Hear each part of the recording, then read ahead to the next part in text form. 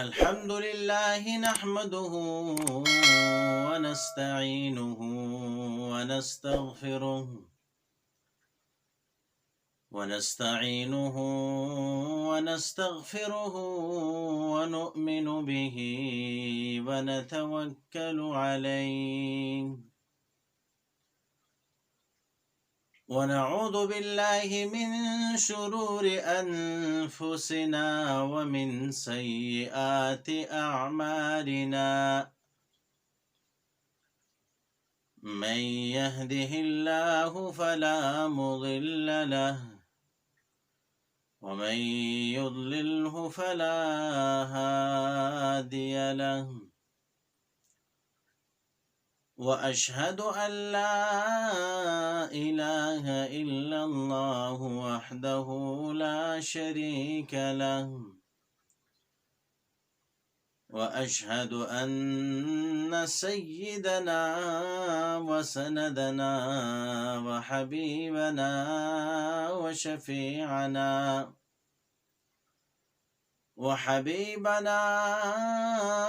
وشفيعنا وشفيقنا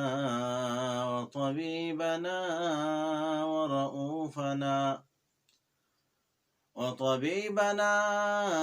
ورؤوفنا ورحيمنا وكريمنا ورحمتنا ومولانا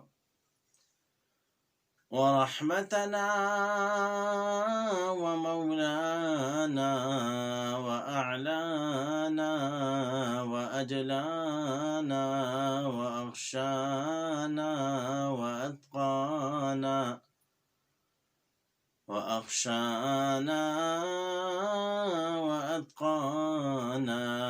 وأزكانا وأولانا محمدا عبده ورسوله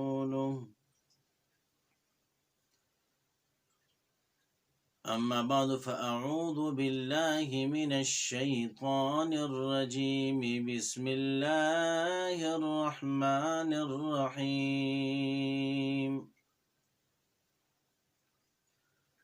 قال الله تبارك وتعالى في كلامه المجيد وفرقانه الحميد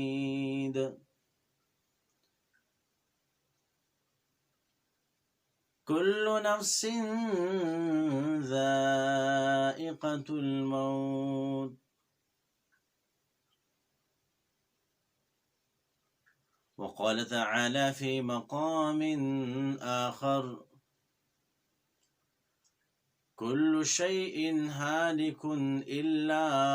وجهه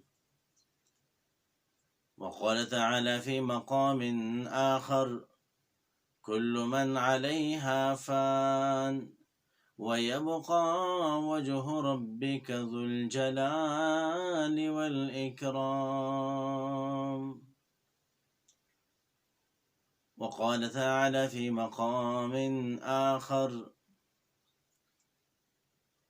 فإذا جاء أجلهم لا يستأخرون ساعة ولا يستقدمون وقال النبي صلى الله عليه وسلم الكيس من دان نفسه وعمل لما بعد الموت والعاجز من أتبع نفسه هواها وتمنى على الله أو كما قال رسول الله صلى الله عليه وسلم يا صاحبي لا تغترر بتنعم فالعمر ينفد والنعيم يزول وإذا حملت إلى القبور جنازة فاعلم بأنك بعدها محمول. محترم مسلمانانو او په دین باندې مینو رونو،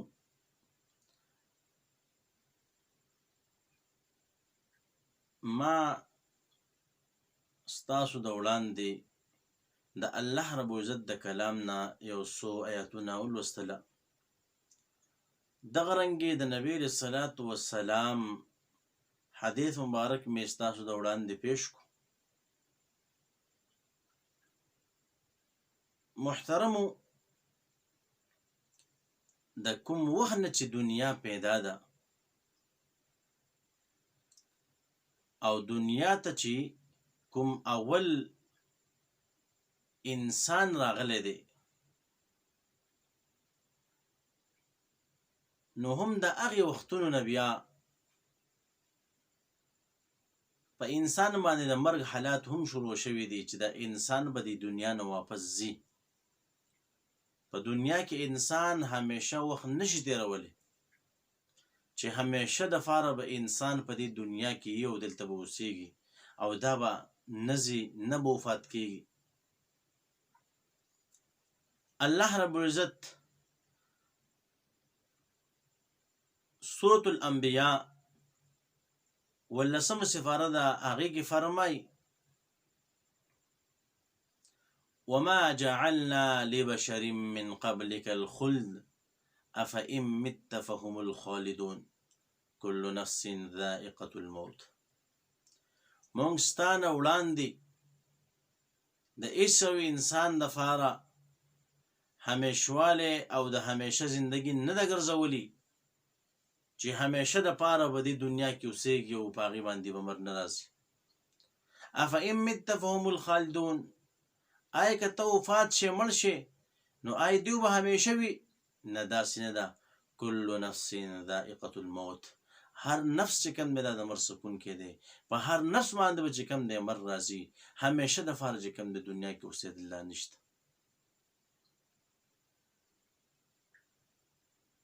که یو انسان وایي چې دنیا کې همیشه زندگی ده، نو دا انسان په غلط فهمۍ کې اخته دی. ځکه که په دنیا کې همیشه زندگی زمونږ وی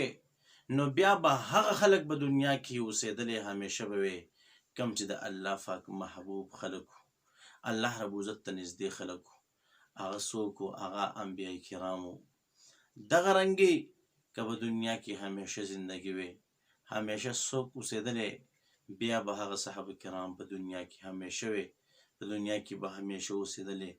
ځکه الله رب العزت د صحابه کرامو په حق کې فرمایي رضی الله عنهم ورضوا عنه. خو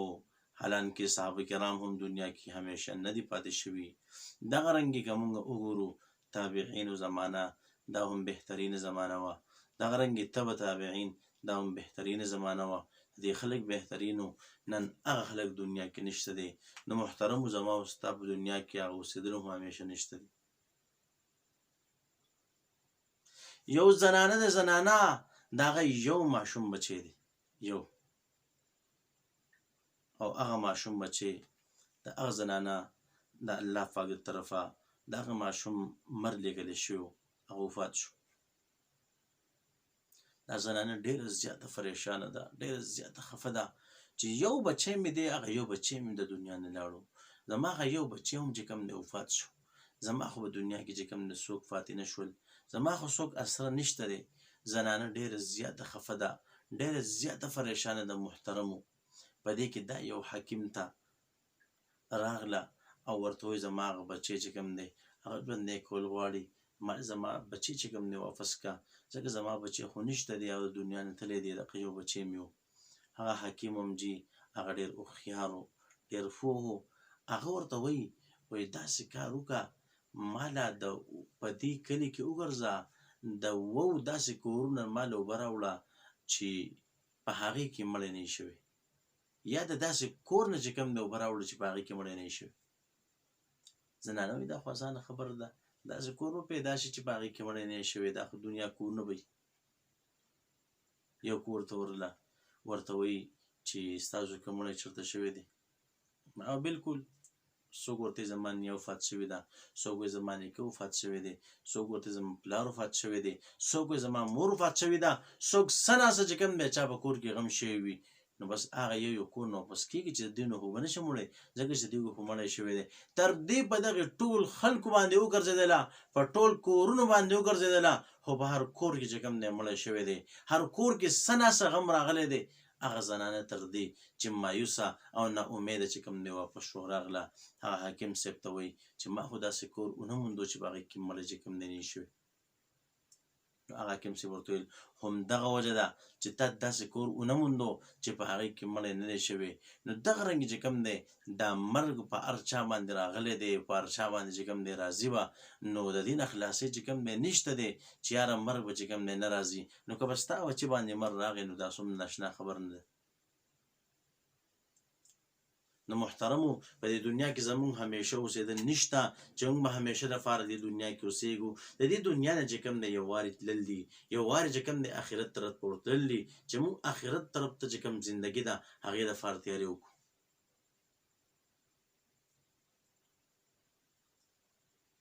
دغه رنګې قرآن پاک کې الله رب عزت فرمایي کل من علیها فان دا څه چې دي دا هر څه چې کوم دی فاني کېدونکي دي ختمېدونکي دي ویبقا وجه ربک ذو الجلال والاکرام ستا د رب ذات به چې کوم دی باقي وي نور د دې علاوه چې څومره څه دي هغه ټول به چې کوم دی ختمېږي تر دې چې په آخره کې به کم چې مقرب او نږدې فرشتې دي په هغوی باندې به مر راشي تر دې خبره دې ته به راشي چې ملک الموت د مر فرشته هغه به چې کوم دی فاتح شي هغې نه به چې کوم دی هم روح واخیستلی شي د ملک الموت نه چې کوم روحونه اخلي هغې نه به هم چې کوم دی مرګ په هغې باندې به راشي روح به ترې واخیستلی شي د دنیا نه چې کوم دی یو پیر تلل دي آخرت طرف ته هغې دپاره تیاری پکار دی حدیث مبارک کې راځي نبی علیه الصلاة والسلام فرمایي الکیس من دان نفسه وعمل لما بعد الموت هوښیار کس هغه دی چې هغه خپل ځان من دان نفسه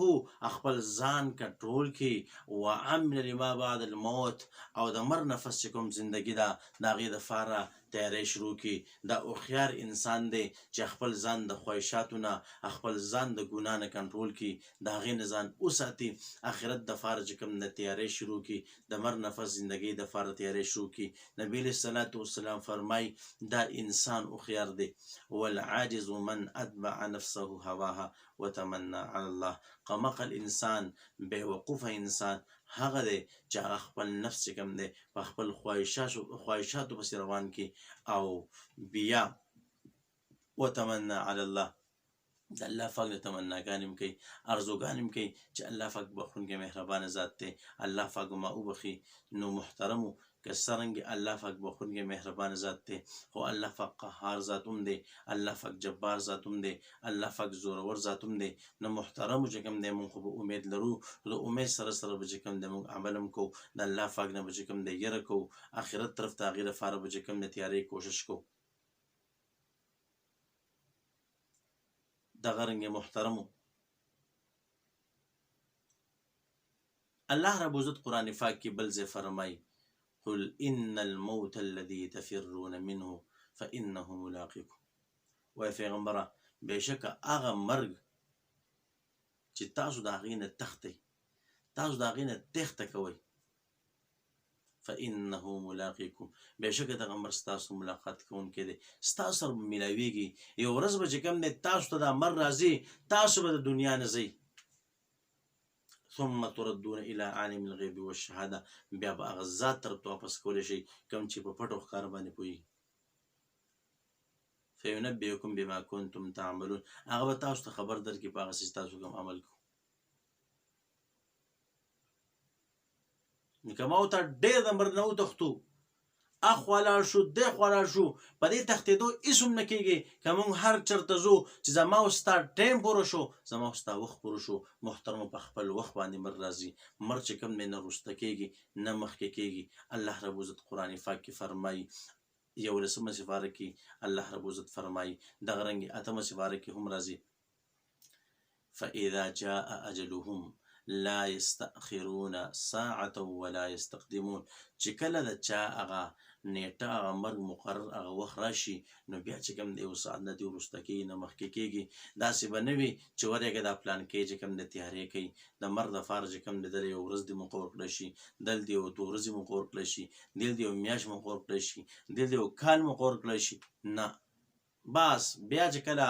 وخت مقرر راغی په هغه کې وروسته کېدل او مخکې کېدل نشته. او که ما او تا د مرګ نه ډېر وتښتو، ډېر ځان خلاص کړو چې کوم خپل وخت مقرر دی په هغې باندې به خامخا رسي.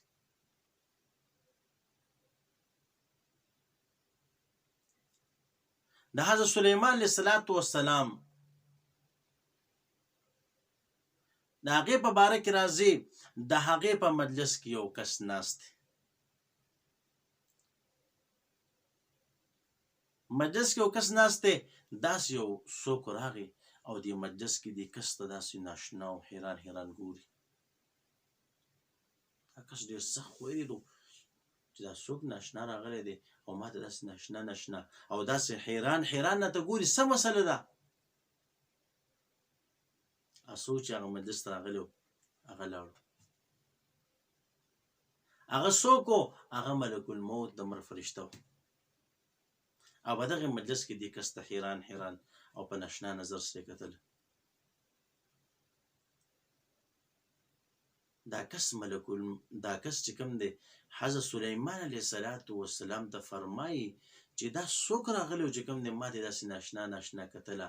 حضرت سلیمان علیه السلام ورته وفرمایل دا ملک الموت د مرګ فرشته وه. هغه کس ډېر زیات وویرېدو چې داسې ښکاري لکه دا چې زما نه روح اخلي.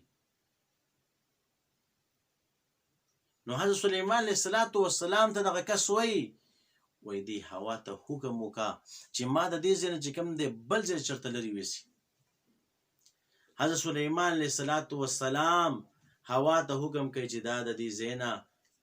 ویسه هندوستان ته ویسه، د شام نه هندوستان ته ویسه. هوا چې کوم دی د حضرت سلیمان علیه السلام خبره ومنوده او هغه کس د شام نه هندوستان یو طرف ته چې کوم دی ویوړو او هغه ځای کې هغه کس ته چې کوم دی ملک الموت د مرګ فرشته راغله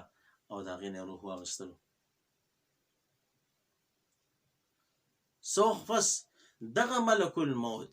د مرګ فرشته حضرت سلیمان علیه السلام مجلس ته بیا راغله، د هغې خوا بیا راغله.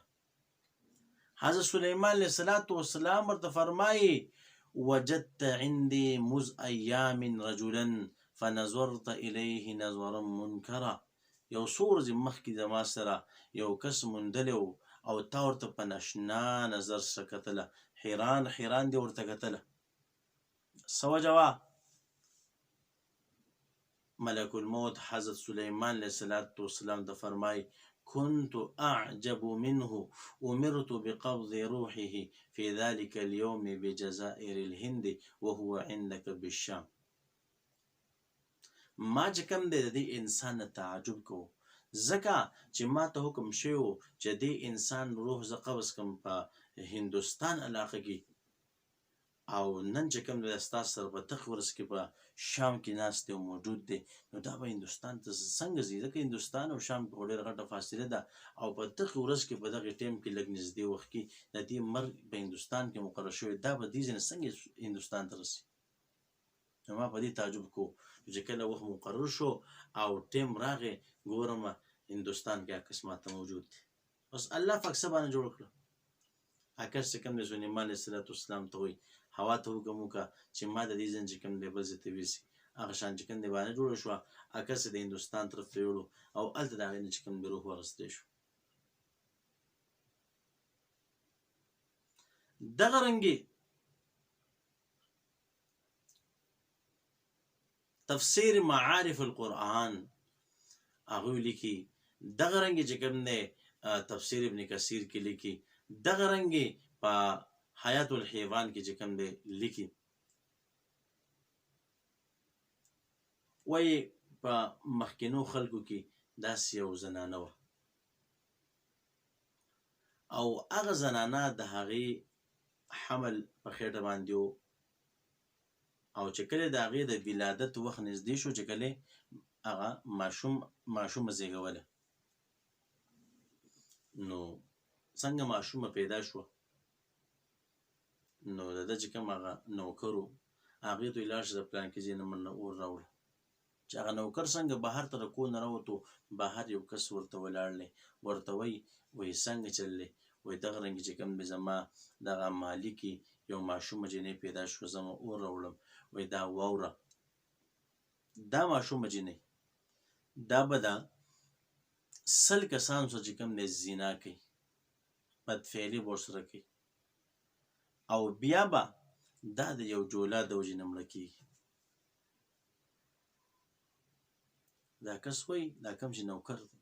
چې دا وروسته د دې نه دومره غلطه جینۍ خېږي چې 100 کسان د هغې سره بدفعلي کوي د هغوی سره زنا کوي نو راشه چې ستا اوس یې ختمه کړم فورا نادنه راغی او چاړې راواخېسته په هغې باندې ماشوم په خټه کې وواله او بس دا وتښتېدو ګمان یې نه راغی چې ماشوم اوس مړه شي او مړه شو بس لاړو وتښتېدو چېرته لرې لاړو هغه ماشومه چې کوم دی دغه رنګې وه د هغې خېټه چې کوم دی وګنډلې شوه او هغه چې کوم دی محفوظه پاتې شوه هغې نه وفات نه شوه هغه کوم بیماري وه هغې ته کوم تکلیف راغی هغه چې کوم دی واپس ښه شو او دغه زنانه دا جینۍ بیا ډېره ښایسته یو حسینه جمیله جینۍ د هغې نه چې کوم دی جوړه شوه او څه وخت وشو تېرېږي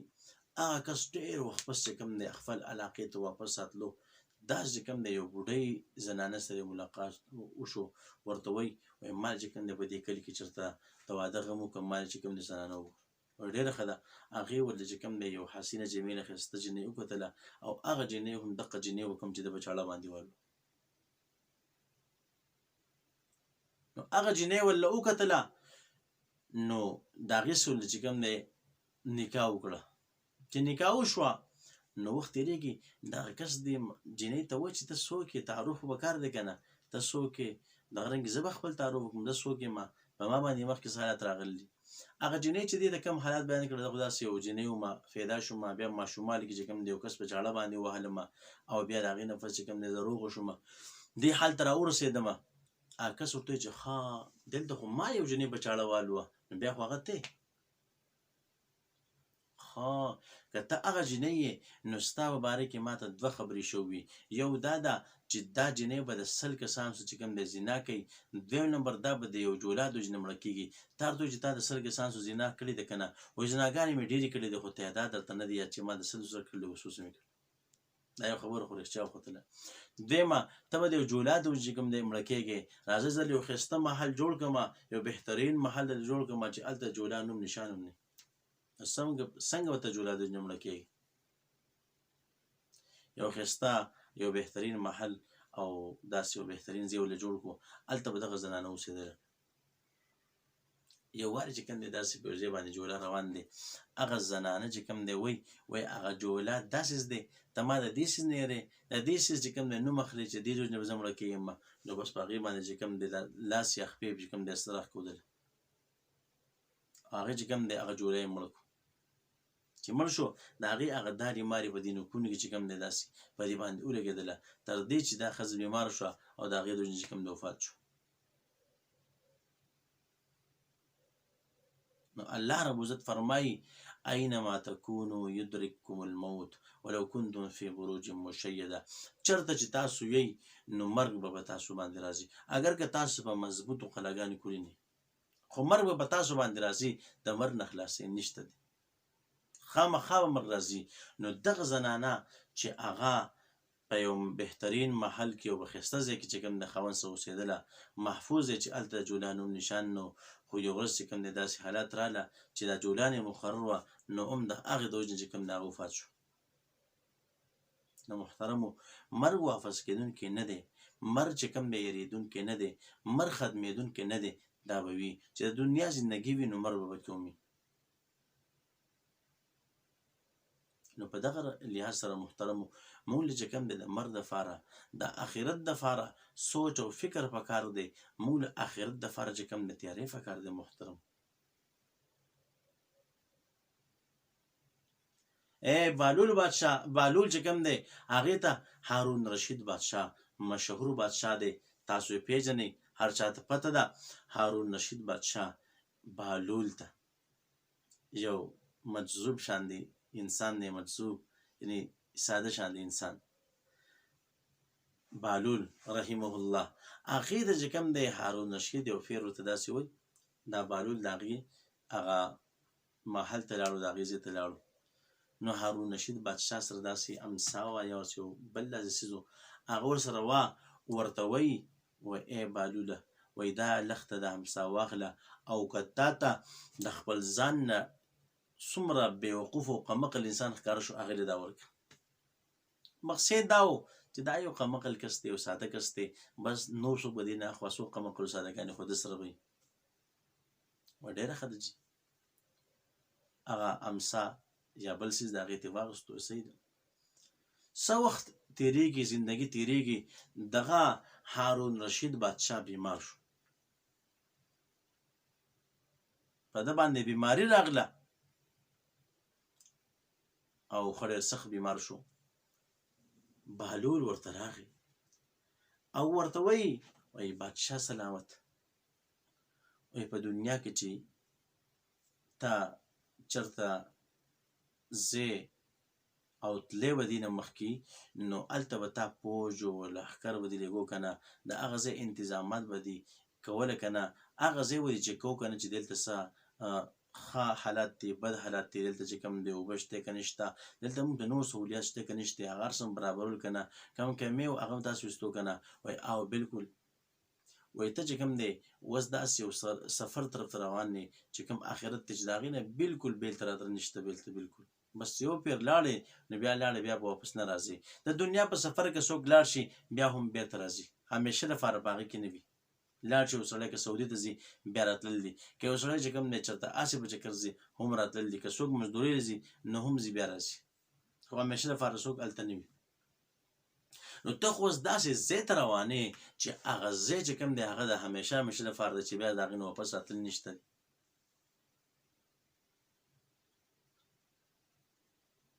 نو تا د دغه ځای دپاره څه تیاری کړی که نه، داسې څه د هغې دپاره تا د هر قسمه کمې چې کوم دی هغه تا ختم کړی دی که نه؟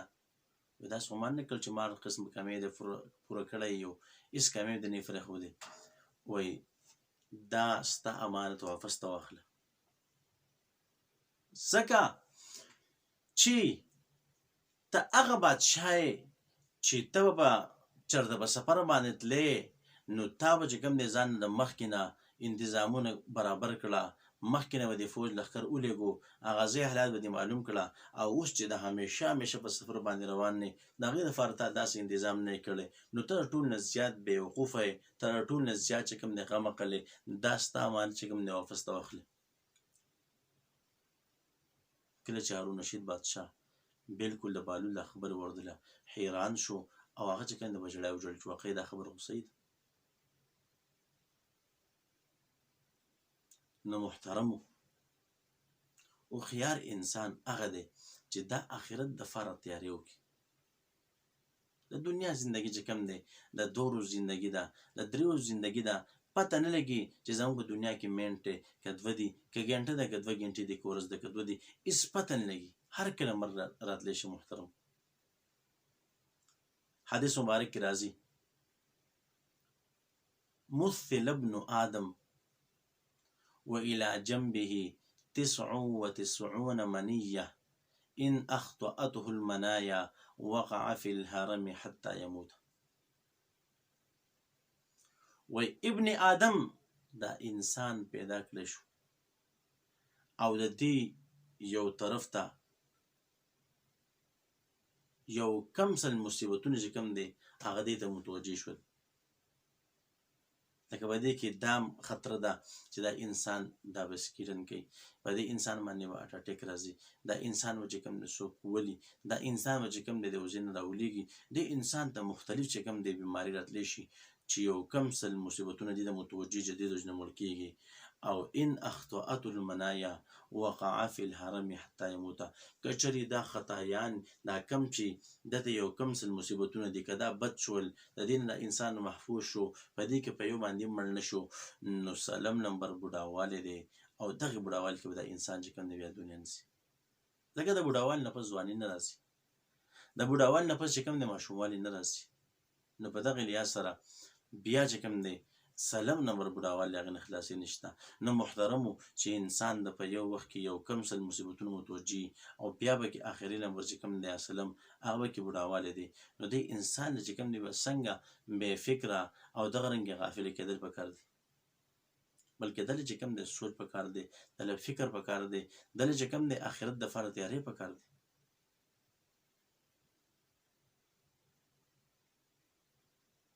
دغه رنګې محترمو یو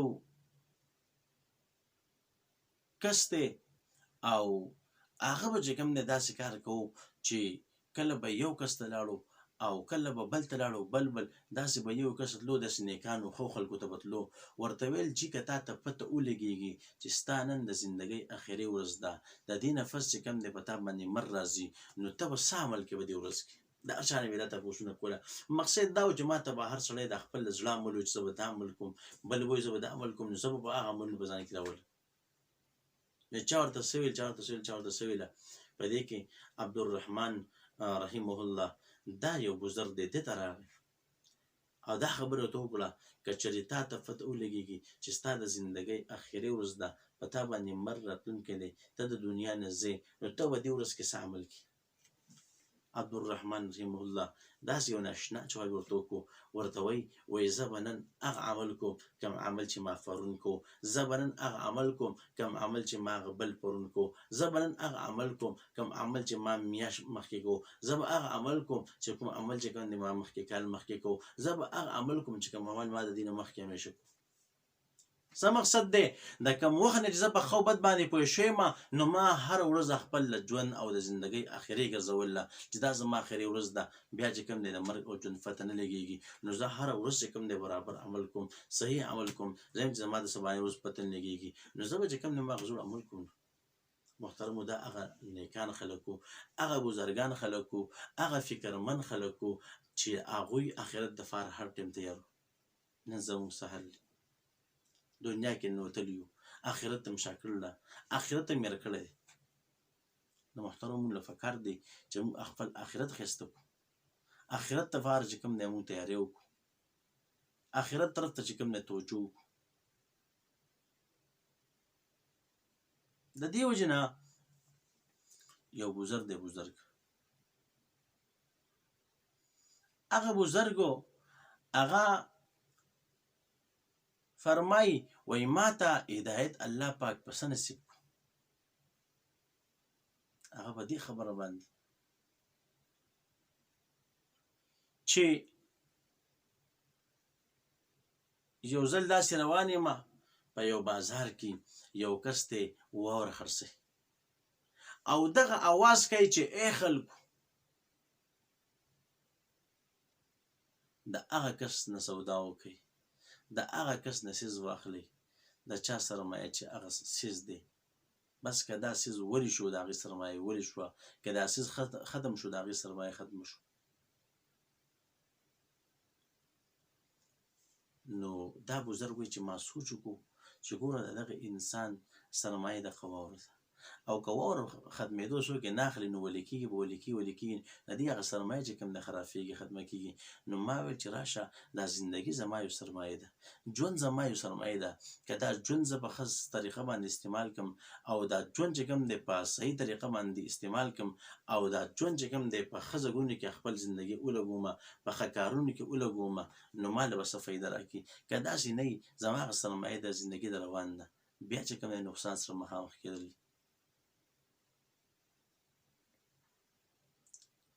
نو محترمو آخرت دپاره چې کوم دی موږ تیاری پکار دی چې موږ آخرت دپاره چې کوم دی تیاری کړو ځان آخرت دپاره چې کوم دی تیار ساتو. ولې د مرګ او د ژوند څه پته نه لګېږي او ملک الموت چې چاته راشي نو بیا د چا لحاظ نه کوي، نه د چا نه یېرېږي، نه د چا پروا کوي، نه یې د چا نه څه چې کوم دی یره ترخه شته دی. خو چې کله د چا مرګ مقرر شو، وخت چې کوم دی مقرر شو، نو هغه چې کوم دی راځي د هغې نه چې کوم دی وبخلي.